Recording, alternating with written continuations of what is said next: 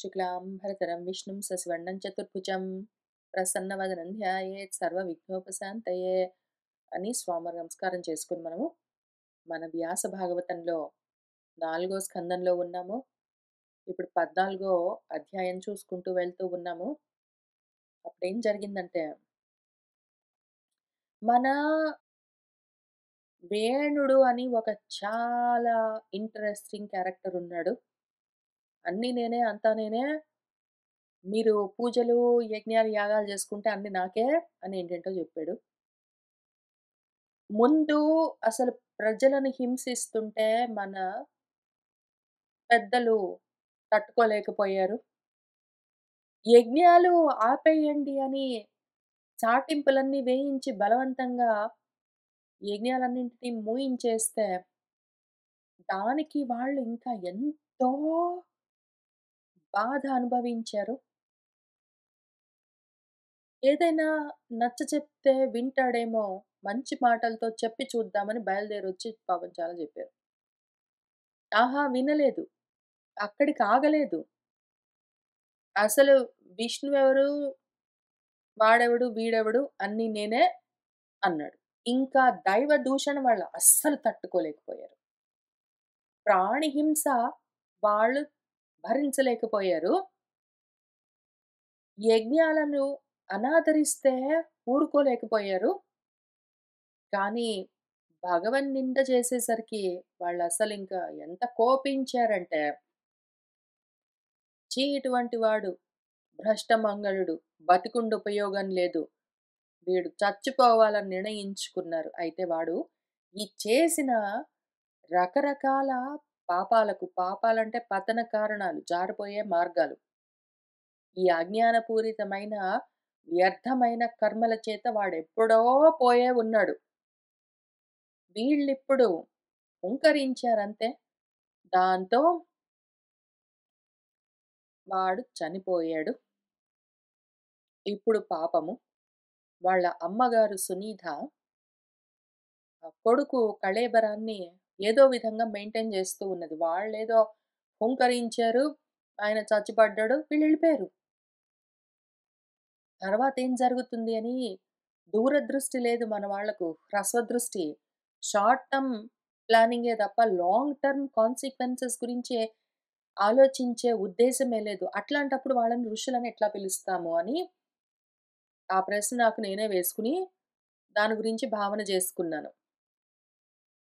ఋషులు అంటే ఋషతి గచ్చతి ఇతి అని దీర్ఘదర్శనం కలిగిన వాళ్ళు అని దానికి జనరల్‌గా వ్యుత్పత్తి పరంగా అర్థం. మరి మన వాళ్ళకు దీర్ఘదర్శనం ఎక్కడుంది? దీర్ఘదృష్టి లేదు. హ్రస్వదృష్టి. షార్ట్ టర్మ్ ఆలోచిస్తారు అప్పటికప్పుడు. అప్పటికప్పుడు ఏదో చేస్తూ ఉంటారు. అదృష్టం బాగుండి అది పని చేస్తే చేస్తుంది, లేకపోతే లేదు. ఇటువంటి వాళ్ళని మనం ఋషులని ఎట్లా అంటాము అంటే, మళ్ళీ అదే విషయం, అదే వ్యుత్పత్తి. అర్థం వేరేగా చూసుకోవాలి.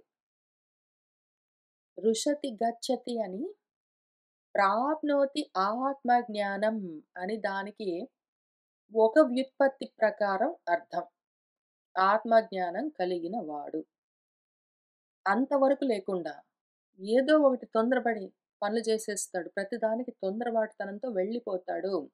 మళ్ళదే ఋష్యతి గచ్చతి అని తొందరపడుతూ వెళ్ళిపోయే వాళ్ళకి కూడా ఋషి అని పేరు పెట్టొచ్చు. అనుమానం లేదు. ఎందుకు అంటే మన సంస్కృతం ఎటువంటిదంటే ప్రతి పదాన్ని ఆత్మకు, అనాత్మకు అర్థంగా చెప్పొచ్చు. ఆత్మపరంగా, అనాత్మపరంగా 2 విధాలుగా అర్థాలు చెప్పడానికి వీలుగా ఉంటుంది. మనకు సంస్కరించబడ్డ భాష అది. సంస్కృతం. కాబట్టి రుచ్యతి గచ్చతి ఇతి అనే ఆత్మజ్ఞానాన్ని పొందినవాడు ఋషతి. కాబట్టి వాడు ఋషి అని చెప్పొచ్చు. రుచ్యతి గచ్చతి ఇతి అని వాడు ప్రపంచంలోకి వెళ్ళిపోతాడు. గబగబా తొందరపాటుతనంతో వెళ్ళిపోతాడని గూడా చెప్పొచ్చు. మన వాళ్ళిప్పుడు ఆ విధంగా గబగబా వచ్చారు, ఆయనకేంటో జెప్పారు, ఆయన వినలేదు. ఏదో హుంకరించారు, వాడు చచ్చిపోయాడు, వాళ్ళ ఆశ్రమానికెళ్ళిపోయారు. ఈలోగా పాపం వాళ్ళమ్మ ఆ బాడీ మెయింటైన్ చేస్తూ ఉన్నది. ఏదో విద్యలున్నాయి ఆమె దగ్గర, ఏదో ఉపాసనతోటి. అప్పుడేం జరిగిందని చూద్దాం. ఏకదా మునయః తేతో సరస్వత్ సలిలాప్లుతాః హుతాగ్నీన్ సత్కథాః చక్రుః ఉపవిష్టాః సరిత్తటే. కదా! వెళ్ళిపోయారు.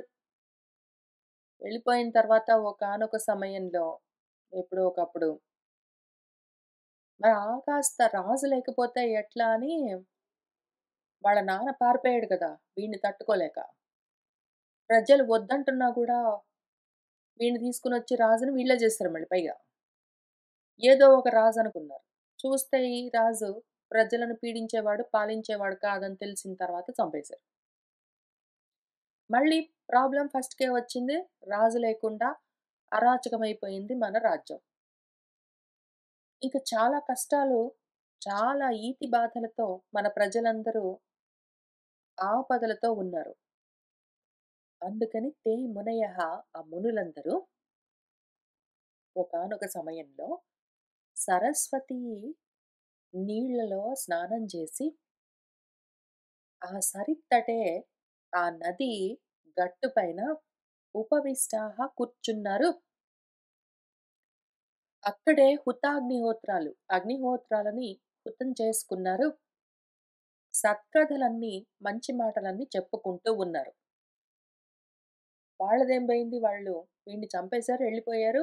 అన్నింటికి దూరంగా ఏదో సరస్వతి నదీ తీరంలో వాళ్ళ ఆశ్రమ పదంలో ఉన్నారు. అక్కడ యథావిధిగా యథాకాలం వాళ్ళు స్నానాలు, పూజలు, అగ్నిహోత్రాలు అన్నీ చేసుకుంటూ ఉన్నారు. ఇంక కూర్చొని మాట్లాడుకుంటూ ఉన్నారు.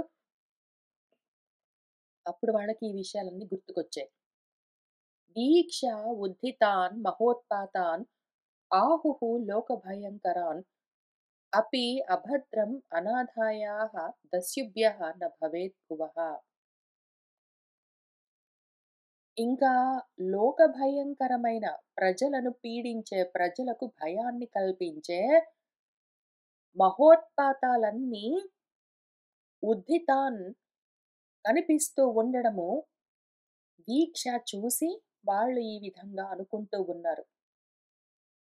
లోకాలకు, లోకస్తులకు, ప్రజలకు హాని కలిగించే లోకభయంకరమైన మహోత్పాతాలు, ఆపదలన్నీ తెలుస్తూ ఉన్నాయి వాళ్లకు.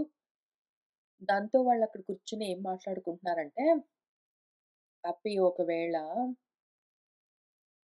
అనాథాయాః మళ్ళీ రాజు లేక అనాథ అయిపోయిన ఈ భువః భూమికి, భూమి అంటాము ఇంటర్చేంజబుల్‌గా. కానీ భూమి అంటే మన కాళ్ళ కింద ఉన్నది భూమి. భువము అంటే దాని పైన ఉన్నది. అంటే మనం ఎక్కడుంటామో అది భువర్లోకము. మన కాళ్ళ కింద ఉన్నది భూలోకము. అయితే భూమిని, భువర్లోకాన్ని కలిపి అంటాం మనం. భువః 2 కలిపే అంటాము. ఏదో ఒకటి. అటు ఇటుగా వాడుతూ ఉంటాం. ఇక్కడ భువర్లోకం ఏదున్నదో అది అనాథ అయిపోయింది గదా! ఈ రాజ్యము. ఇప్పుడు అందుకనది దస్యుభ్యః దొంగల నుంచి దారి దోపిడీ దొంగల వాళ్ళు దోచుకునే దొంగలు. వాళ్ళ చేత అభద్రం న భవేత్ అమంగళాన్ని పొందదు గదా అపి అని అనుకుంటున్నారు. రాజు లేకపోయేసరికి ఇంకా దొంగల పాలైపోతుంది రాజ్యము. ఇంతకుముందు ఏదో ఒక రాజుని తీసుకొచ్చి ఆ వేణుడిని అక్కడ పెట్టేసరికి దొంగలందరూ పారిపోయారు. ఎలుకలన్నీ కలుగుల్లోకి పోయి దాక్కున్నట్టు పోయి ఎక్కడ వాళ్ళు అక్కడ మాయమైపోయారు. కనీసం అంతవరకు ఎంతో కొంత, కొంతలో కొంత లాభం. ఇప్పుడు రాజు లేకపోయేసరికి మళ్ళీ మొత్తం దొంగలు బయటపడ్డారు. అందరూ ప్రజలని హింసిస్తున్నారు. ప్రజలందరూ రాజ్యమంతా దొంగల పాలైంది కదా! అని ఆలోచిస్తున్నారు. వాళ్ళు అనుకుంటూ ఉండగానే రకరకాల ఉత్పాతాలు, దుశ్శకునాలు కనిపిస్తూ ఉన్నాయి వాళ్లకు. ఏవం రుసంతః ఋషయః ధావతాం సర్వతో దిశం. పాంసుః సముద్ధితః భూరిః చోరాణాం అభిలుంపతాం. ఏవం ఈ విధంగా ఋషయః మృశంతః వాళ్ళు కూర్చొని విమర్శిస్తూ ఉన్నారు. ఆలోచన చేసుకుంటూ ఉంటే, సర్వతో దిశం అన్ని దిక్కుల్లో ధావతాం పరిగెడుతూ, అభిలుంపతాం దోచుకుంటూ ఉన్న చోరాణం దొంగల యొక్క పాదాల కింది నుంచి భూరిః పాంసుః దుమ్మంతా పైకి రేగుతూ సముద్ధితః వీళ్ళకి కనిపిస్తూ ఉన్నది కళ్ళకు. కళ్ళకు అంటే వీళ్ళ దర్శనానికి. ఋషులు కాబట్టి దర్శనం జేస్తున్నారు. ఏం జరుగుతుంది అంతటా అని. వాళ్ళన్నింటికి దూరంగా, రాజ్యానికి దూరంగా అడవుల్లో ఎక్కడో వాళ్ళ ఆశ్రమంలో ఉన్నా గూడా, ఇక్కడ రాజ్యంలో ఏం జరుగుతుందని వాళ్ళకక్కడ తెలుస్తున్నది. అన్ని వైపుల నుంచి దొంగలు దోచుకుంటూ ఉంటే, వాళ్ళు పరిగెడుతుంటే, వాళ్ళ కాళ్ళ కింద నుంచి దుమ్మంతా రేగుతున్నట్టు వీళ్ళకి తెలుస్తూ ఉన్నది. తత్ ఉపద్రవమాజ్ఞాయ లోకస్య వసులుంపతాం భర్తరి ఉపరతే తస్మిన్ అన్యోన్యం చ జిఘాంసతాం. తత్ ఆ విధంగా వసులుంపతాం ధనాన్ని దోచుకుంటూ ఉన్న లోకస్య ఉపద్రవం లోకానికి ప్రజలకు కలిగిన ఆపదను ఆజ్ఞాయ తెలుసుకున్నారు. తస్మిన్ భర్తరి ఉపరతే రాజు లేకపోయేసరికి అన్యోన్యంగా ఒకళ్ళనొకళ్ళు జిఘాంసతాం కొట్టుకుని చంపుకుంటూ ఉన్నారు. ప్రజలే ప్రజలను దోచుకుంటూ మళ్ళీ కొత్తగా దొంగలు రావాల్సిన అవసరం లేదు. దండించే శాసకుడు లేకపోయేసరికి ప్రజలే ప్రజలను దోచుకుంటూ, ప్రజలే ప్రజలను చంపుకుంటూ ఉన్నారు. ఇదంతా మన వాళ్ళు చూస్తూ ఉన్నారు. వాళ్ళ దివ్య దృష్టితో. చోరప్రాయం జనపదం హీనసత్వం అరాచకం లోకాన్ న అవారయన్ శక్తాః అపి తద్దోషదర్శినః. మన వాళ్ళకు బాగా ఎక్కువగా ఉన్నదా జ్ఞానము, దీర్ఘదర్శనము ఇవన్నీ ఎక్కువగా ఉన్నాయా అంటే లేవు మరి. అంతంత మాత్రంగా ఉన్నాయి. మనం అందుకనే అంత దూరం దానికి వ్యుత్పత్తులన్నీ చెప్పుకున్నాము. వాళ్ళకి తెలుస్తున్నది కదా! ఇంత అనర్థం కలుగుతున్నదని తెలుస్తున్నా గూడా మళ్ళీ వీళ్ళకు సంశయాలు. వీళ్ళకి ఎన్ని సంకటాలంటే ధర్మ సంకటాలు. అంటేనండి ఇప్పుడు ఈ జనపదమంతా, రాజ్యమంతా చోరప్రాయం అయిపోయింది గదా! దొంగలు దొంగలు ఊళ్ళు పంచుకుని దోచుకుంటూ ఉన్నారు గదా! హీనసత్వం, సత్వగుణం తగ్గిపోయింది అంతటా. పైగా జ్ఞాన సత్వము, జ్ఞాన బలం తగ్గిపోయిందంతటా. అజ్ఞానంతో, స్వార్థంతో, రజోతమో గుణాలతో ఒకళ్ళనొకళ్ళు దోచుకుంటూ ఉన్నారు గదా! హింసించుకుంటూ. ఎందుకు అంటే అరాచకమైపోయింది. రాజు లేడు గదా! అని తెలుస్తున్నది వాళ్ళకి. తెలియట్లేదా? ఆహా! తెలుస్తుంది. కానీ ఏమైనా చేయొచ్చా? ఇప్పుడు మనకు అనుమానం. ఇప్పుడు అసలే మనము ఆ దోషాన్నయితే దర్శిస్తున్నాం. అక్కడ దోషము, కష్టము ఉన్నది ప్రజలకు. ఆపద కలిగి ఉన్నది ప్రజలకు అని దాన్ని చూస్తూనే ఉన్నారు. అయినా గూడా కాక పైగా లోకాన్ వారయన్ శక్తాః అపి లోకాన్ అవారయన్ శక్తాః అపి న వాళ్ళు ప్రజలు ఒకళ్ళనొకళ్ళు హింసించుకుంటూ, దోచుకుంటూ ఉంటే ఆపడం వీళ్ళ వల్ల అవుతుంది కాదు. అందుకని 2 రకాలుగా చెప్పవలసొచ్చింది. వాళ్లకు ఆపే శక్తి లేదా అంటే ఉన్నది.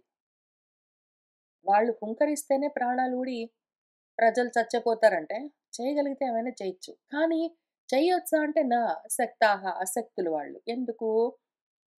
అదే మరి మన ధర్మ సంకటం. మనం అసలే రాజులు గాదు. మనం ఇంకేంటో గాదు. మనం ఓన్లీ బ్రాహ్మలు. కాబట్టి మనమేం జెయ్యొచ్చు. బ్రాహ్మణः సమదృక్ శాంతः దీనానాం సముపేక్షకः స్రవతే బ్రహ్మ తస్యాపి భిన్న భాండాత్ పయః యథా. చూస్తూ చూస్తూ ఊరుకోలేము. లోకస్తులను మనము ఆపలేము. ఆపగలిగే శక్తి ఉన్నా ఆపము. ఇవన్నీ జరుగుతూ ఉన్నాయని చూస్తూ ఉంటాము. చూస్తూ ఊరుకోలేము.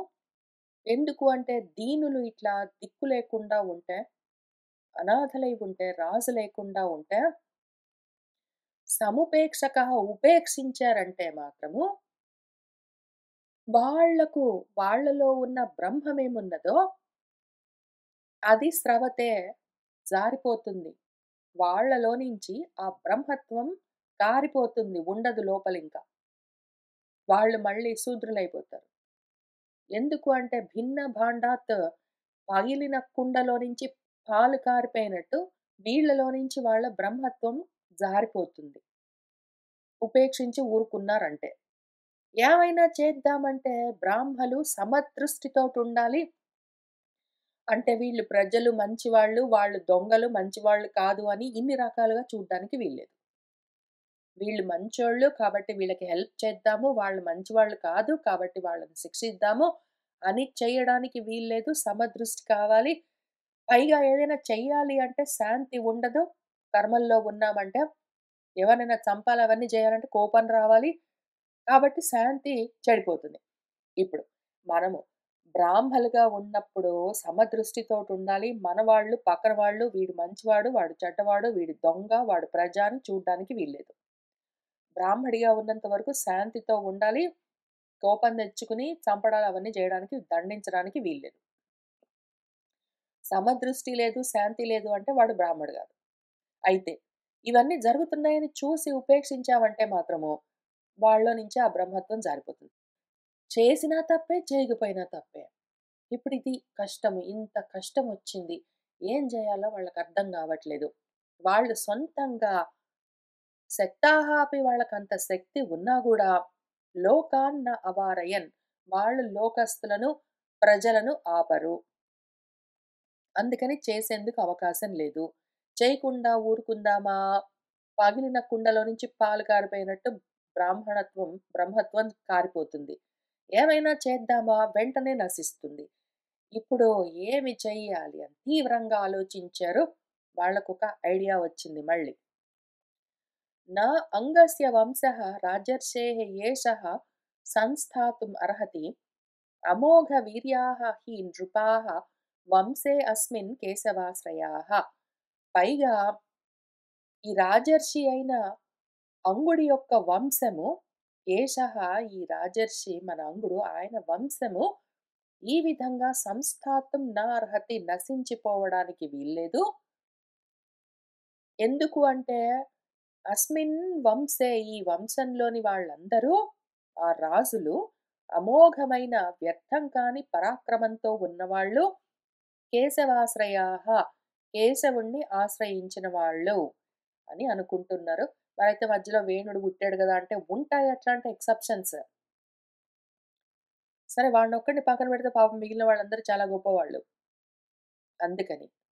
1 ప్రజలకి రక్షణ కావాలి. 2 ఈ వంశాన్ని ఉద్ధరించాలి. ఉపేక్షించిన వీళ్ళకు నష్టమే కలుగుతుంది. ఊరుకుని ఉండలేరు. ఏదైనా చేద్దామా బ్రాహ్మణత్వం నశిస్తుంది. కల్పించుకుని చెయ్యలేరు. కాబట్టి వయా మీడియా ఒక ఆలోచన చేసుకున్నారు పాపం. బాగా వినిశ్చిత్య ఎంతో విచారించి ఒక నిశ్చయానికొచ్చారు. ఏవం ఋషయః విపన్నస్య మహీపతేః మమందుః ఊరుం తరసా తత్ర ఆసీత్ బాహుకః నరః. ఏవం ఈ విధంగా ఋషయః మన ఋషులందరూ వినిశ్చిత్య ఒక నిశ్చయానికొచ్చి ఫైనలీ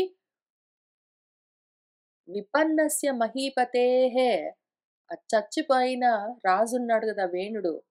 ఆయన బాడీని పాపం వాళ్ళమ్మ ఇంకా మెయింటైన్ జేస్తుంది.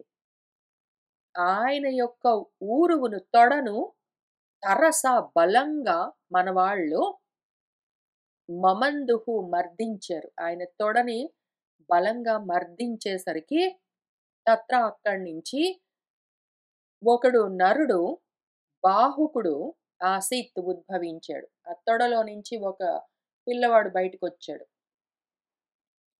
వాడెట్లా ఉన్నాడు అంటే బాహుకుడు అంటే పొట్టి చేతులతో ఉన్నాడు. పొట్టి చేతులు అంటే పొట్టి కాళ్ళు, పొట్టి శరీరము అంత కురచగా ఉన్నాడు వాడు. కాకకృష్టः అతిహ్రస్వాంగः హ్రస్వబాహుః మహాహనుః హ్రస్వపాత్ నిమ్ననాసాగ్రः రక్తాక్షः తామ్రమూర్ధజः. కాకకృష్ణः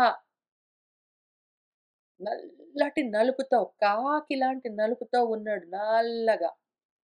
అతిహ్రస్వాంగः మరీ పొట్టిగా ఉన్నాడు. హ్రస్వబాహుః చేతులు గూడా చిన్న చిన్న చేతులు కురచగా ఉన్నాయి. హ్రస్వపాత్ కాళ్ళు గూడా పొట్టి పొట్టి కాళ్ళు. కానీ మహాహనుః దవడలు మాత్రం మొహం మాత్రం పెద్దగా ఉన్నది. దవడలు పెద్దగానే ఉన్నాయి గానీ వాటి మధ్యలో ఉన్న ముక్కు, ఆ నాసము ముక్కు యొక్క అగ్రము ముక్కు కొసంత నిమ్నము అణిగిపోయి ఉన్నది. రక్తాక్షము కళ్ళు ఎర్రగా ఉన్నాయి. తామ్రమూర్ధజము ఏవో రాగి తీగల్లాంటి జుత్తుతో ఉన్నాడు. తం తు తే అవనతం దీనం కిం కరోమీతి వాదినం నిషీదాయితి బ్రువన్ తాత సహ నిషాదః తతః అభవత్. తాత అని మన మైత్రేయ మహర్షి విదురుడిని పిలిచి ఏం చెప్తున్నారంటే, ఆ పిల్లవాడు అవనతం తలకాయ దించుకుని దీనంగా ఉన్నాడు. కిం కరోమి అని వాదినం అడుగుతూ ఉన్నాడు. ఏం చేయమంటారండి అని అడుగుతున్నాడు. ఆ పిల్లవాడు పొట్టిగా ఉన్నాడు. పొట్టి చేతులు, పొట్టి కాళ్ళు, ఏదో చప్పిడి ముక్కు, ఎర్ర కళ్ళు, పెద్ద దవడలు అవన్నీ రకరకాలుగా ఉన్నాడు నల్లగా. పాపం వాడు తల దించుకుని ఏం చేయమంటారండి అని అడిగాడు. ఇంక వాడితో మన వాళ్ళు ఏమన్నారంటే, ఇంకేం చేస్తావు నిషాద కూర్చో అన్నారు. ఇతి భ్రువన్ అన్నారు గాబట్టి, సహా ఆ పిల్లవాడు తతః ఇంక అప్పటినుంచి నిషాదః అభవత్ నిషాదుడయ్యాడు. ఇంకేం చేస్తావు ఇంక కూర్చో అన్నారు. ఇంక ఆయన అక్కడి నుంచి నిషాదుడయ్యాడు. తస్యా వంశ్యాః తు నైషాదాః గిరికాననగోచరాः येन అహరత్ జాయమానః వేన కల్మషం ఉల్బణం. ఏన ఏ ఈ నిషాదుడున్నాడో ఆయన పాపము జాయమానః పుడుతూనే వేణుడి యొక్క ఉల్బణం కల్మషం ఉద్ధతితో ఉన్న మలినమంతా వేణుడిలోని ఆ మాలిన్యమంతా పాపము పుడుతూనే ఈ పిల్లవాడు అహరత్ వారసత్వంగా పొందాడు. ఏం చేస్తాడు ఆయన? చేయగలిగిందేమీ లేదు పాపం. అయితే ఆయన యొక్క వంశస్థులందరూ నైషాదులయ్యారు. కొండలు, కోనలలో తిరుగుతూ ఉన్నారు. ఇది శ్రీమద్భాగవతే మహాపురాణే పారమహంస్యాం సంహితాయాం చతుర్థస్కందే పృథుచరితే నిషాదోత్పత్తిర్నామ చతుర్దశోధ్యాయః. మైత్రేయ మహర్షి మనకింక కథ చెప్తున్నారు. అథ తస్య పునః విప్రైః అపుత్రస్య మహీపతేః బాహుభ్యాం మధ్యమానాభ్యాం మిథునం సమపద్యత. ఆ బాడీ ఎట్లయినా ఉంది గదా! వాడుకోవచ్చు అని తొడ నుంచే ఒక పిల్లవాడిని పుట్టించారు. తొడని మర్దిస్తే పిల్లవాడొచ్చాడు. అట్లా ఉన్నాడు. మరి మన ప్రాబ్లమ్ అయితే సాల్వ్ కాలేదు గాబట్టి, మనం చేయగలిగింది మనం చేసాం. మరేం చేస్తాం? మళ్ళీ ఎళ్ళొద్దాము. తర్వాత చూసుకుందాం అనుకోలేదు వాళ్ళు. ఎవడో ఒకడొచ్చాడు వీడిని రాజుగా చేద్దాం అనుకోలేదు. ఈసారి కొంచెం తీవ్రంగా ఆలోచించారు. "నువ్వు పోయి అక్కడ కూర్చో" అని జెప్పారు. మళ్ళీ అపుత్రస్య పిల్లలు లేని ఆ మహీపతేః రాజు వేణుడి యొక్క బాహుభ్యాం 2 చేతులను మధ్యమానాభ్యాం రుద్దేసరికి ఆయన యొక్క శరీరాన్ని పునః తిరిగి వీళ్ళు 2 చేతులు మర్దించేసరికి ఒక మిథునం సమపద్యత, ఒక జంట కలిగాయి. ఇద్దరు జన్మించారు. తద్దృష్ట్వా మిథునం జాతం ఋషయః బ్రహ్మవాదినః ఊచుః పరమసంతుష్టాః విదిత్వా భగవత్కళాం. ఆ జాతం మిథునం తత్ దృష్ట్వా ఆ పుట్టిన జంటను చూసి బ్రహ్మవేత్తలైన మన ఋషులు పరమ సంతుష్టాః ఎంతో సంతోషించారు. ఇన్నాళ్ళకి వాళ్ళు ఇంత ప్రయత్నం చేస్తే ఇన్నాళ్ళకొకటి మంచి జరిగింది. అసలా పుట్టింది భగవత్ కళ. భగవదంశతో పుట్టారు వీళ్ళిద్దరు అని చూసుకుని విదిత్వా ఎంతో సంతోషించి ఈ విధంగా ఊచుహు వాళ్ళలో వాళ్ళు చెప్పుకుంటున్నారు. వాళ్ళేమనుకుంటున్నారంటే, ఏషః విష్ణోః భగవతః కళా భువనపాలిని ఇయంచ లక్ష్మ్యా సంభూతిః పురుషస్య అనపాయిని. ఏషః ఈ మగ పిల్లవాడు, ఆ పుట్టిన కవలల్లో ఒకడు పిల్లవాడు, ఒకడు అమ్మాయి. ఆ పిల్లవాడు ఏషః వీడు భగవతః విష్ణోః భగవంతుడైన విష్ణువు యొక్క భువన పాలిని కళ స్థితికారకమైన అంశ. ఇయం చ ఈమె ఈ అమ్మాయి ఆ పురుషుడికి విష్ణువుకు అనపాయిని. అనపాయిని అంటే అపాయము లేనిది అని అర్థం. నా అపాయం, అనపాయం. అంటే ఎప్పుడు నాశము లేదు అని అర్థం. ఎప్పుడు వేరు కాదు అని అర్థం. అపాయమే లేదు దానికి. అపాయం అంటే నా దగ్గర ఉండకుండా పోవడం అపాయం. ఉపాయం అంటే నా దగ్గర ఉండడం. అనపాయం అంటే దూరం అవ్వడం అన్నది లేదు. నాశమన్నది లేనిది అనపాయం.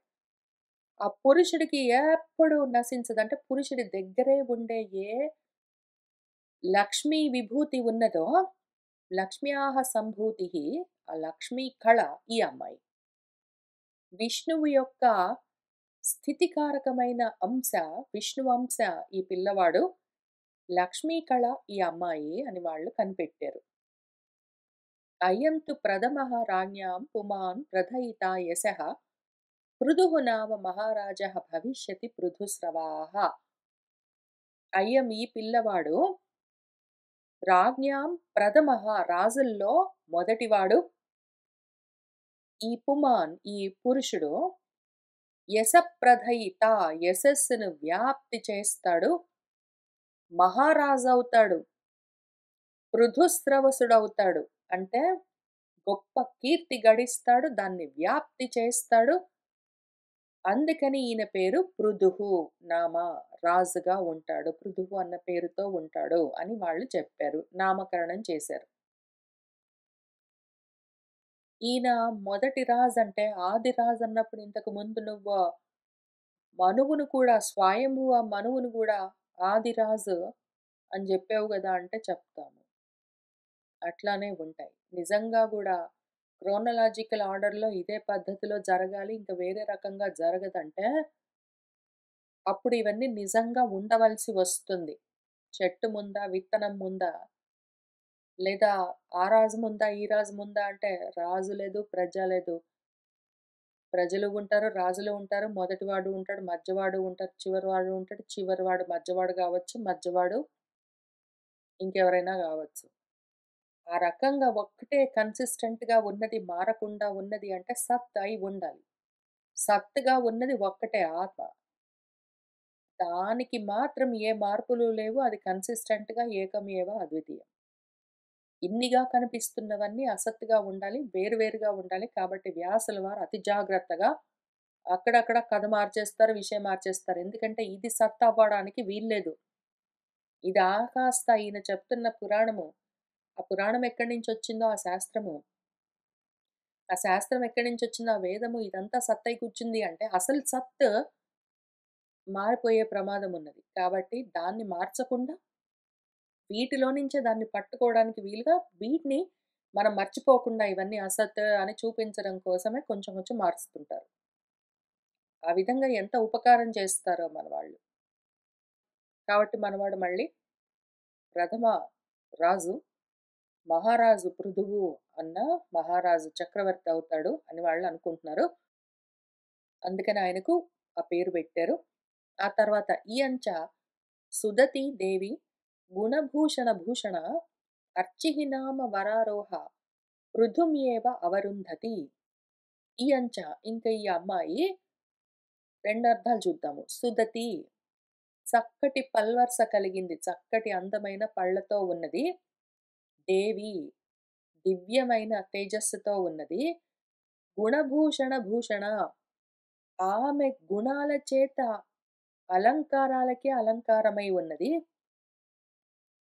వరారోహ శ్రేష్టమైన ఒడి కలిగి ఉన్నదంటే అందమైన అమ్మాయి. అర్చిః నామ అర్చి అన్న పేరుతో ఉంటుంది. పృథుమేవ అవరుంధతి. పృథువునే తగులుకుని ఉంటుంది. ఆయన్ని విడిచిపెట్టి ఉండదు అని చెప్పారు. ఇంతకీ ఈ అర్చి ఎవరు? ప్రకాశము. ఎవరైతే ఆ సత్ మార్పు లేకుండా ఉన్నదున్నదో దాని యొక్క ప్రకాశము. కాబట్టే అర్చి అని పేరు. సుదతి అంటే దతము అంటే వేరైపోవడము, భేదము. ఎందుకు అంటే వేరు వేరుగా ఇప్పుడు విష్ణువు ఆయన కళ, లక్ష్మి ఆ లక్ష్మి యొక్క కళని ఇన్ని వేరుగా కనిపిస్తూ ఉన్నాయంటే వెంటనే ఈ రూపాలుగా అది భాసిస్తూ ఉన్నది అని అర్థం. కాబట్టి సుదతి అంటే వేరుగా కనిపిస్తూ ఉన్నట్టుగా ఉంటుందది మాయా లక్షణము. మాయ అంటే మీయతే అనయ ఇతి అని ఇక్కడి నుంచి ఇంతవరకు అని చూపిస్తూ ఉన్నదేదుందో భాగాహారాలు చేసి దాని పేరు దతము. దితి అని గూడా పిలుస్తారు. ఆ దతము లేనిది అదితి అని గూడా మనం చెప్పుకుంటాము. అఖండమైంది అదితి. ఖండాలుగా చూసే బుద్ధి ఏదున్నదో అది దితి. అందుకే దితికి అందరూ దైత్యులు పుడుతూ ఉంటారు. ఇప్పుడు సుదతి చక్కగా వేరు జేస్తుంటుంది. ఒక్కొక్క రూపాన్ని వేరు చేసి చూపిస్తూ ఉంటుంది. అది ప్రకాశం నుంచి వచ్చిన అది ఆ సత్ నుంచి వచ్చిన ఉన్నది అని ఏదున్నదో దాని యొక్క స్ఫురణ. గుణాలతో ఉంటుంది. కాబట్టే మాయ. అందుకనే దేవి అన్నప్పుడు మాయ అని సుదతి అంటే మాయ అని చెప్పుకుంటున్నది అందుకనే. ఏమింతకీ మాయ? ఎందుకు అనపాయిగా అదే విష్ణువంశని తగులుకునే ఉంటుంది ఎందుకు అంటే, విష్ణువు ప్రకాశమైతే మాయ దాని నీడ. నీడ ఎన్ని రూపాలైనా తీసుకోవచ్చు. అయితే అసలు ప్రకాశాన్ని చూపిస్తూ ఉంటుంది. అట్లానే ఇక్కడ గుణాలతో భాసిస్తూ ఉన్నదిక్కడ వేరు చేసి చూపిస్తూ ఉంటుంది, ప్రకాశిస్తూ ఉంటుంది. అర్చి అన్న పేరుతో ఉంటుంది. ఇప్పుడు ఈ నీడ ఆ ప్రకాశాన్ని ఎప్పుడూ వదిలిపెట్టి ఉండదు.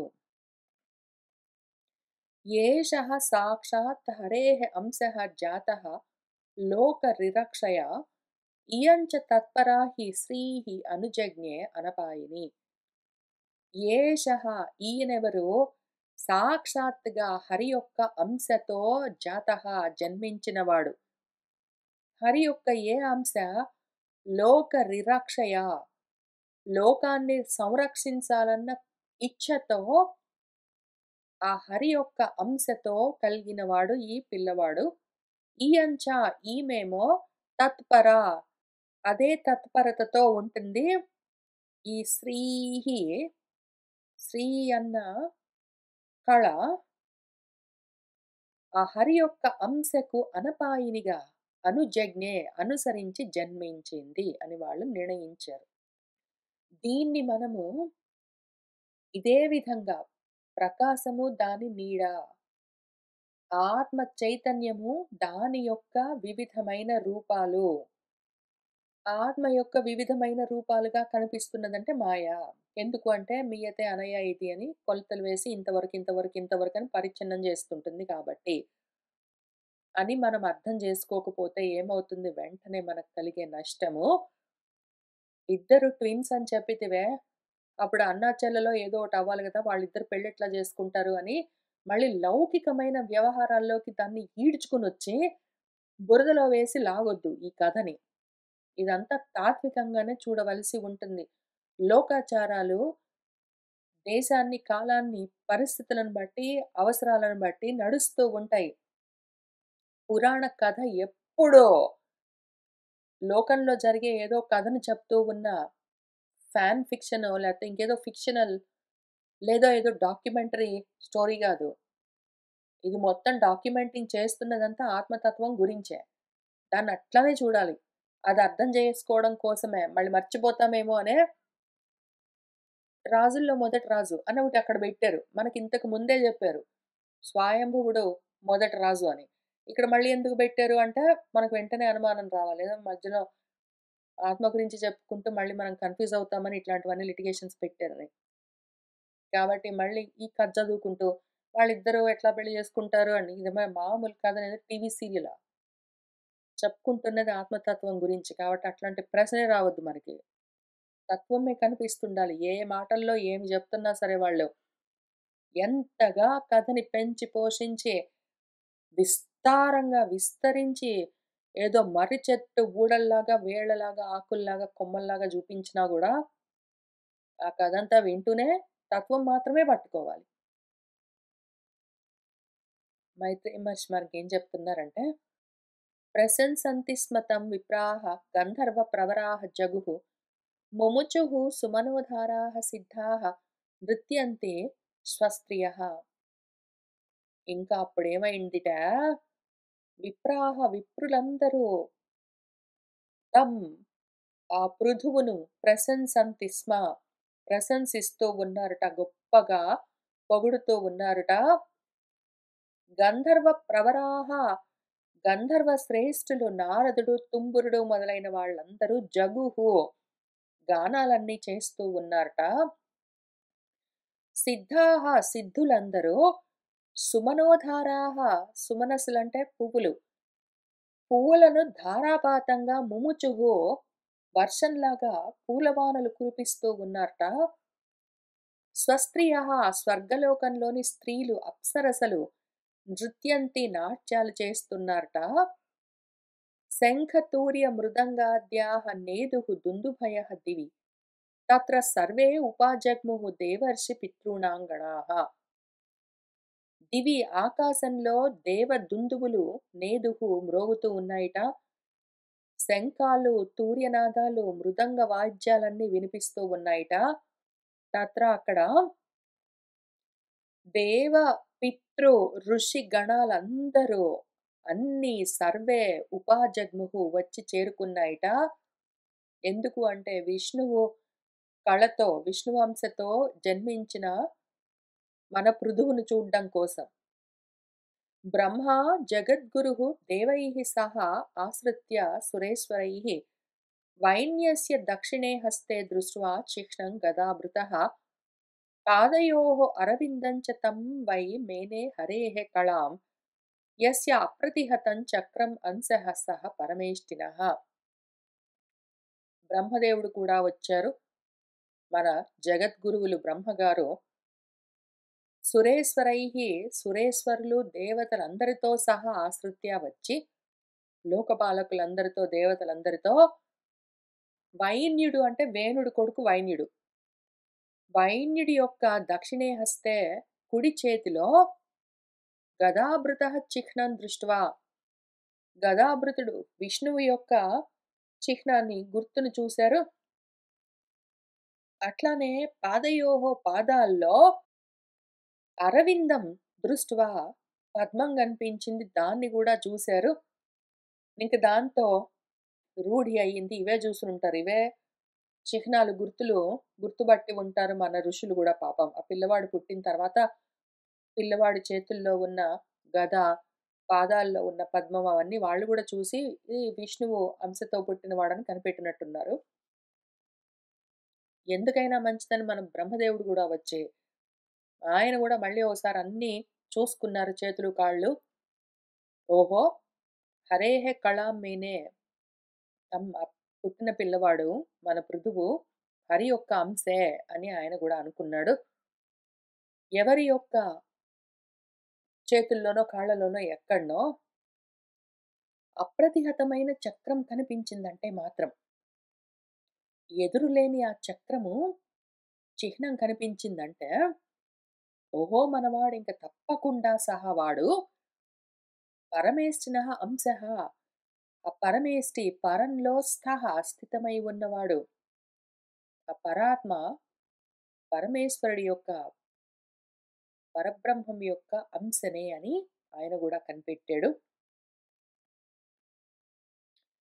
తస్య అభిషేకః ఆరబ్ధః బ్రాహ్మణైః బ్రహ్మవాదిభిః ఆభిషేచనికాని అస్యై ఆజహ్రుః సర్వతః జనాః.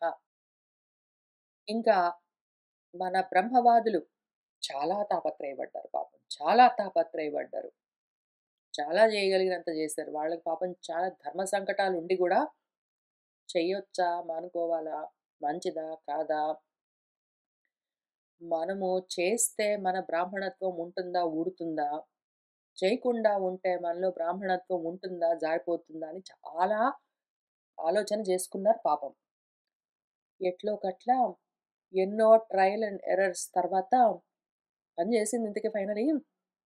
కాబట్టి ఆ బ్రాహ్మలు ఎంత ఆనందించారంటే, తస్య, ఇంకా ఆయనకి, ఆ పిల్లవాడికి అభిషేకః ఆరబ్ధః, అభిషేకాన్ని మొదలుపెట్టారు. రాజ్యానికి పట్టాభిషేకము. ఇంకా అస్మై, ఆ పిల్లవాడి కోసము సర్వతో జనాః, అన్ని వైపుల నుంచి జనులందరూ ఆభిషేచనికాని అభిషేకం కోసము ఎన్నో ద్రవ్యాలను ఆజహ్రుహు పుచ్చుకునొస్తున్నారు. సరిత్ సముద్రాః గిరయః నాగాః గావః ఖగాః మృగాః జౌః క్షితిః సర్వభూతాని సమాజహ్రుహు ఉపాయనం. ఉపాయనాలంటే కానుకలు. ఎవరెవరు సమాజహ్రుహు పుచ్చుకునొచ్చారు అంటే, సరిత్తులు, నదులు, సముద్రాలు, గిరులు, కొండలు, కోనలు, ఆవులు, పక్షులు, జంతువులు, ఆకాశము, భూమి, సర్వ ప్రాణులు అందరూ మన పృథువు కోసము ఉపాయనాలు పుచ్చుకునొచ్చారు. ఇది చదువుతుంటే నాకు మన తైత్రీయోపనిషత్తు గుర్తొస్తున్నది. తైత్రీయోపనిషత్తులో నువ్విట్లా చేశావంటే ఏదో నువ్వు భూః, భువః, సువః అనుకుంటూ వ్యాపిస్తూ పోయావనుకో కీర్తిలాగా, వ్యాప్తిలాగా, యశస్సులాగా అని చూపిస్తూ మనకు 4, 4 చూపిస్తూ వస్తుందది. నువ్వు అక్కడి దాకా వెళ్ళావంటే ఓం భూః, భువః, స్వః అని చెప్పుకుంటూ అప్పుడేమవుతుందంటే ఇవన్నీ అంగాలు కదా! ఫైనల్లీ అన్నింటికి అంగి ఏదున్నదో అది నువ్వయ్యావంటే అందరూ లోకులు, లోకపాలకులు మొత్తము నీకు దేవతలందరూ కానుకలు పట్టుకొనొస్తారు. బలిని తీసుకొనొచ్చి నీకు సమర్పిస్తారు అని చెప్తూ ఉన్న మంత్రాలు గుర్తుకొస్తున్నాయి. అట్లా అందరూ ఉపాయనాలు, కానుకలు, బలులు పుచ్చుకొనొచ్చి సమర్పిస్తున్నారు. సహ అభిషిక్తః మహారాజः సువాసాः సాధు అలంకృతः పత్న్యా అర్చిషా అలంకృతయా విరేచే అగ్నిహీవ అపరః. సహ మహారాజः అభిషిక్తః మహారాజుగా అభిషేకం చేసుకున్న మనవాడు పృథువు సువాసాహ చక్కటి పట్టు వస్త్రాలు ధరించి సాధు అలంకృతః చక్కగా అలంకరించుకుని పత్న్యా అర్చిషా అలంకృతయా చక్కగా అలంకరించుకున్న తన భార్యతో సహా అక్కడ సింహాసనం పైన కూర్చుని ఉంటే ఎట్లా ఉన్నాడు అంటే అపరహ అగ్నిహీవ విరేజే రెండో అగ్నిలాగా ఆయన గొప్పగా విశేషంగా రాజిల్లుతూ ఉన్నాడు. ఆయనకి చాలామంది వీళ్ళందరూ ఎవరెవరో కానుకలని పుచ్చుకొని వచ్చారని చెప్పారు గదా! ఎవరెవరు ఏమేమి తీసుకొనొచ్చారు అని ఒక రన్నింగ్ టాలీ అంతా రాసి పెట్టారు మన వ్యాసుల వారు. ఆయన వెళ్లారో ఏమో బహుశః ఆ అభిషేకానికే, పట్టాభిషేకానికి ఆయన్ని ఈ పనిలో కూర్చోబెట్టినట్టున్నారు. మీరెప్పుడు ఇవన్నీ రాస్తూ ఉంటారు గదండీ వ్యాసుల వారు. ఇది గూడా రాయండి కొంచెం అని ఒక బుక్కు, ఒక పెన్ను లేకపోతే తాళపత్ర గ్రంథం ఏదో ఒక గంటం ఇచ్చినట్టున్నారు ఆయన గూర్చొనే. ఇంక ఎవరెవరు ఏమేమి ఇచ్చారు అని జాగ్రత్తగా రాసిపెట్టారు. ఎట్లైనా ఆ లిస్టు ఉంది గదా మన దగ్గర ఇందులో పెట్టుకుందాం భాగవతంలోని ఇక్కడ గూడా ఉంచారు. మంచి పని జేశారు. మనం గూడా జూడొచ్చు. తస్మై జహార ధనదః హైమం వీరవరాసనం వరుణః సలిల స్రావం ఆతపాత్రం శశిప్రభం. తస్మై మన పృథువు కోసము ధనదుడు కుబేరుడు బంగారంతో చేసిన వీరవరాసనం వీరాసనము గొప్ప శ్రేష్టమైన సింహాసనాన్ని జహార పుచ్చుకునొచ్చి సమర్పించాడు. వరుణదేవుడు సలిల స్రావం నీటి చుక్కలు మంచు బిందువుల్లాగా ఏదో వెన్నెల రేణువుల్లాగా కారుతూ ఉన్న శశిప్రభం తెల్లటి చంద్రుడిలాగా చంద్రకాంతిలాగా ప్రకాశిస్తున్న ఆతపాత్రాన్ని గొడుగును ఛత్రాన్ని తీసుకునొచ్చి సమర్పించాడు. వాయుః చ బాలవ్యజనే ధర్మః కీర్తిమయీం స్రజం. వాయువేమో వింజామరలు తీసుకునొచ్చిచ్చాడు. ధర్ముడేమో కీర్తిమయమైన స్రక్ అంటే పూలమాల దాన్ని తీసుకునొచ్చిచ్చాడు. ఇంద్రః కిరీటం ఉత్కృష్టం దండం సంయమనం యమః. ఇంద్రుడేమో ఉత్కృష్టమైన ఎంతో శ్రేష్టమైన కిరీటాన్ని ఇచ్చాడు. మళ్ళీ ఇందాక చెప్పుకున్నట్టు ఋషి అన్న పదానికి మనం అటు ఇటు అర్థం చెప్పినట్టే ఉత్కృష్టం గూడా అంతే. ఉత్కృష్టం అంటే చాలా గొప్పది అనే అర్థం ఉన్నది. చాలా నీచమైంది అని గూడా అర్థం ఉన్నది. అట్లానే అరిష్టము అంటే చాలా గొప్పది అని అర్థమున్నది. గొప్ప మంగళకరమైందని అర్థమున్నది. అరిష్టము అంటే అశుభం అని గూడా అర్థమున్నది. సంస్కృతంలో అట్లా ఉంటాయి పదాలు. ఎందుకంటే ఎటువైపు నుంచి చూస్తున్నామో దాన్ని బట్టి. సరే ఇంద్రుడు గొప్ప ఘన కిరీటాన్ని తీసుకొనొచ్చిచ్చాడు. యముడేమో దండాన్ని సంయమనమన్న దండాన్ని తీసుకొనొచ్చిచ్చాడు. బ్రహ్మమయం వర్మ, భారతి హారం ఉత్తమం, హరిః సుదర్శనం చక్రం, తత్పత్ని అవ్యాహతాం శ్రియం. వీళ్ళేమో ఫ్యామిలీస్ కలిసొచ్చినట్టున్నారు. మరి ఇంద్రుడు ఆయన భార్యతోటొచ్చాడో రాలేదో, ఆమె ఏమి తెచ్చిందో లేదో మన వ్యాసుల వారు డాక్యుమెంటింగ్ జేయలేదు. ఒకవేళ ఆయనకి బాగా నచ్చాయంటే మాత్రం కానుకలు వాటిని ఇట్లా డిస్క్రైబ్ గూడా జేశారు. మరిక్కడెందుకో ఇంద్రుడి గురించి రాయలేదంటే ఆయన భార్యతోటి రాలేదో ఏమో సపరివార సమేతంగా. బ్రహ్మగారు, మన హరి, విష్ణువు మాత్రం భార్యలతో సహా వచ్చారు. బ్రహ్మగారేమో బ్రహ్మమయమైన వర్మ కవచాన్నిచ్చారు. భారతీదేవి, సరస్వతీదేవి ఉత్తమమైన హారాన్నిచ్చింది. సరస్వతీదేవి ఉత్తమమైన హారం అంటే బహుశః అక్షమాల ఇచ్చుండొచ్చు. ఎందుకంటే ఆమె అక్షరాల తల్లి గాబట్టి. మన హరి, శ్రీ మహావిష్ణువు చక్రాన్ని, సుదర్శన చక్రాన్ని తీసుకొచ్చి ఇచ్చేశారు. ఓహో! తత్పత్ని ఆయన భార్య లక్ష్మీదేవి అవ్యాహతాం శ్రియం ఇంకా నాశము లేని ఐశ్వర్యాన్ని తెచ్చి ఇచ్చింది. దశచంద్రమసిం రుద్రః శతచంద్రం తథా అంబికా సోమః అమృతమయాన్ అశ్వాన్ త్వష్టా రూపాశ్రయం రథం. రుద్రుడేమో దశచంద్రం అసిం 10 చంద్రులతో కూడి ఉన్న కత్తినిచ్చాడు. 10 చంద్రుళ్ళంటే ఏంటో తెలీదు. ఏదైనా ఊహించి, భావించి చెప్పొచ్చు. కానీ విషయం తెలీదు. ఎక్కడైనా వేదంలో ఉంటే దానికి ఎవరైనా భాష్యం రాస్తే చూసుకుందాము. ఎందుకు అంటే ఇదంతా వేదమయమైన విషయము. ఇదే విషయం మళ్ళీ మనం తైత్రీయోపనిషత్తులో కూడా చూస్తున్నాం. అదిప్పుడు చదువుకుంటున్నాం కాబట్టి అది మాటి మాటికి గుర్తుకొస్తున్నది. అవన్నీ తీసుకొని రా, అవన్నీ తీసుకొని రా, అవన్నీ తీసుకొని రా అని ఒక మంత్రం గూడా ఉన్నది. నాకు ఆవులు తీసుకొని రా, నాకు ఏదో స్త్రీయలు తీసుకొని రా, నాకేంటో తీసుకొని రా అవన్నీ అడిగి చివరికి నాకు బ్రహ్మచారులు గూడా కావాలి, వాళ్ళు కూడా గావాలి, వాళ్ళందరూ కూడా నా వైపుకి రావాలని ఏంటో చాలా కోరికలున్నాయి గదా! అందులో ఇవన్నీ రాస్తారు. అట్లాంటిది ఇంకెక్కడైనా ఈ విషయం గురించి రాసినప్పుడు దానికెవరైనా భాష్యం రాస్తే దానికి అర్థం తెలిస్తే చెప్పుకుందాము. ఇక్కడికైతే ఇంతవరకే చెప్తాను. ఏదో ఒకటి అజ్యూమ్ చేసి సొంతంగా కల్పించి చెప్పడం నాకిష్టం లేదు. కాబట్టి ఒక 10 చంద్రులతో కూడి ఉన్న కత్తిని రుద్రుడు తెచ్చిచ్చాడు. ఆయన భార్య అంబిక 100 చంద్రులతో కూడి ఉన్నది తెచ్చిచ్చింది అని రాశారు. కాబట్టి 100 చంద్రులతో కూడిన కత్తె ఇంకేమైనానా తెలీదు. సోముడు చంద్రుడేమో అమృతమయమైన గుర్రాలను తెచ్చిచ్చాడు.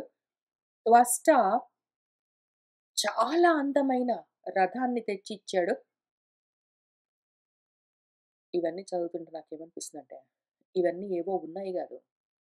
మనవాడు పృథువుగా అంటే జీవాత్మగా ఈ దేహంలోకి ప్రవేశించినప్పుడు, ఈ దేవతా శక్తులన్నీగా కనిపిస్తూ ఉన్నవి 33,00,00,000 దేవతలని జెప్తారంటే, ఒక 33 తత్వాలు మన శరీరంలోకొచ్చి కళ్ళు, చెవులు, కాళ్ళు, చేతులు ఈ విధంగా ఇంద్రియాలుగా తయారవుతాయి.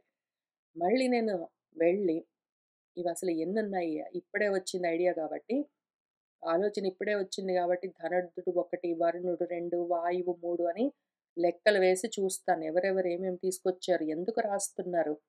మన వ్యాసుల వారు ఈ లెక్కంతా.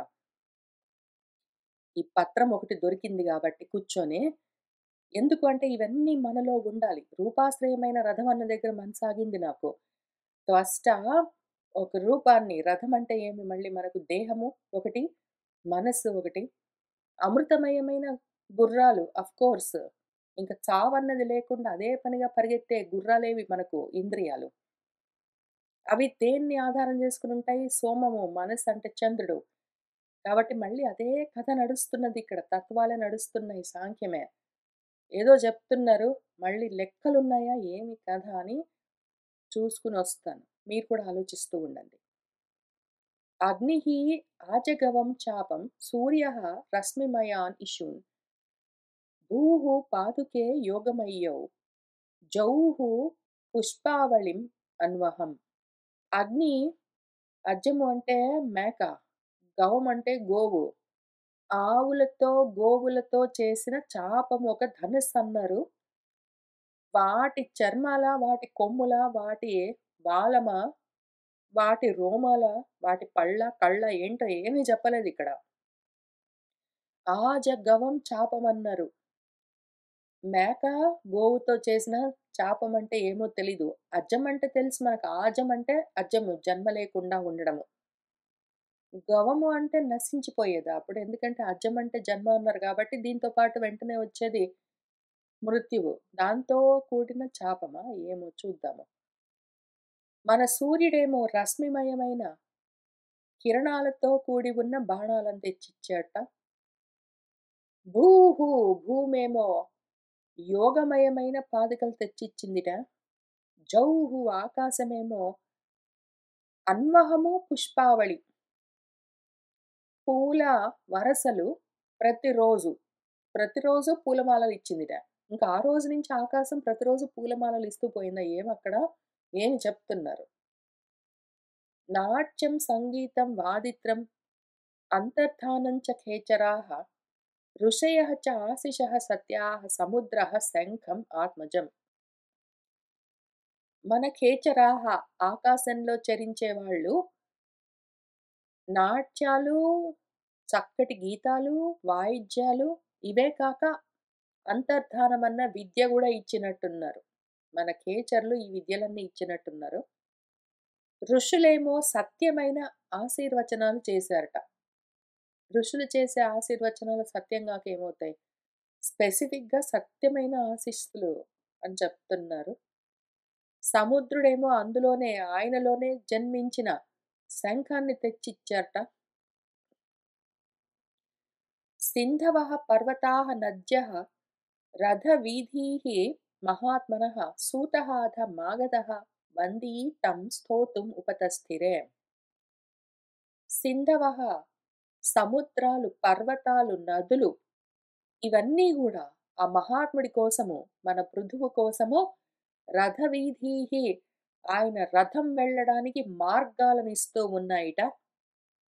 అట్లానే ఇవన్నీ తెచ్చి ఇస్తూ ఉంటే ఒక పైపు, మన వ్యాసుల వారన్నీ ఆ పక్కనే కూర్చొని ఇవన్నీ రాసి పెడుతూ ఉంటే, ఇవన్నీ చూసి చాలా సంతోషించి, ఆ సింహాసనాన్ని అధిష్ఠించి కూర్చున్న అచ్చితో పాటు అక్కడ విరాజిల్లుతున్న పృథువును చూసి, ఆయన వైభోగాన్ని చూసి, మన సూతులు, మాగధులు, వందులు ఇంకప్పుడు తమ్మ మన పృథువును స్తోతుం ఉపతస్థిరే స్తుతించడం మొదలుపెట్టారు. వాళ్ళ పని గూడా మరి వాళ్ళు చేయవలసి ఉంటుంది. స్థావకాన్ అభిప్రేత్య పృథుః వైన్యః ప్రతాపవాన్ మేఘ నిర్హ్రాదయా వాచా ప్రహసన్ ఇదం అబ్రవీత్. మన ప్రతాపవంతుడు వైన్యుడు అంటే వేణుడి కొడుకు పృథువు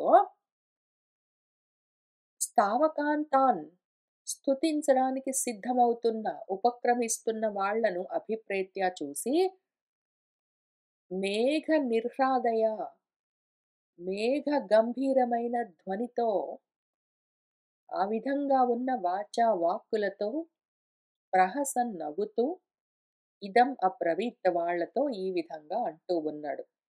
మన సూత మాగధ వందులందరూ ఆయన్ని స్తుతించడం కోసం ఉపక్రమిస్తూ ఉంటే వాళ్ళను చూసి మనవాడు నవ్వుతూ మేఘ గంభీరమైన స్వరంతో ఈ విధంగా అంటూ ఉన్నాడు. ఏమంటూ ఉన్నాడు ఏమి అని మనం వచ్చే వారం కలిసి కూర్చొని చదువుకుంటూ ముందుకు వెళ్దాం. ఇవాళకి ఇక్కడికి ఆపుతున్నాను.